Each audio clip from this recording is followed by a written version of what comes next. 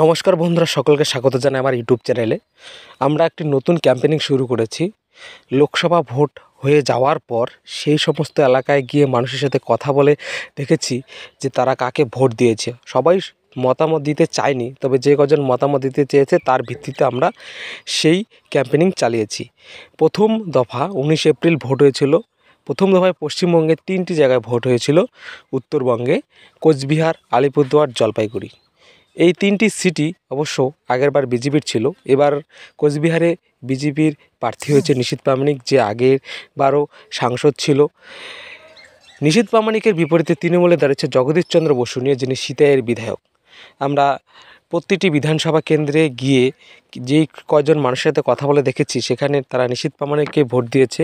তারা সেখানে নিশীথ প্রামাণিক জেতার সম্ভাবনা অনেক বেশি রয়েছে। পরবর্তীতে আমরা যে লোকসভা কেন্দ্রে গিয়েছি সেটা হচ্ছে আলিপুরদুয়ার। আলিপুরদুয়ারের আগের বারের সাংসদ ছিল জনবালা বিজেপির। এবার জনবালা টিকিট পায়নি, এবার টিকিট পেয়েছে মাদারিহাটের দুবারের বিধায়ক মনোজ টিগ্গা। আর তৃণমূলের প্রার্থী হচ্ছে প্রকাশ চিকবারায়ক। সেখানে আমরা প্রতিটি বিধানসভায় গিয়ে যে মানুষের সাথে কথা বলে দেখেছি, সেখানে মনোজ টিগ্গা জেতার সম্ভাবনা অনেক বেশি রয়েছে। তারপর হচ্ছে জলপাইগুড়িতে এই সিটটু বিজেপির কাছে ছিল।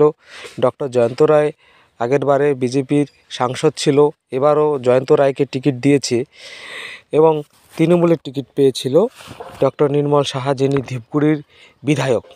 এখানেও লড়াই জোরদার হবে, তবে এখানেও যে আমরা সমীক্ষা পেয়েছি তা অনুযায়ী ডক্টর জয়ন্ত রায় জিততে চলেছে। প্রথম দফায় 3টি সিটি বিজেপির হাতে যেতে চলেছে আমাদের সমীক্ষা অনুযায়ী, এবং মানুষের কাছে গিয়ে মানুষ যেটা বলেছে সেটাই আমরা সমীক্ষার মধ্যে নিয়েছি। তবে এটাই যে 100% সত্যি হবে সেটা বলা মুশকিল, কারণ সব মানুষের সাথে কথা বলা আমাদের সম্ভব হয়নি, সবাই মতামত দিতে চায়নি। ধন্যবাদ। এই ধরনের ভিডিও পাওয়ার জন্য আমার চ্যানেলটিকে অবশ্যই সাবস্ক্রাইব করে রাখবেন।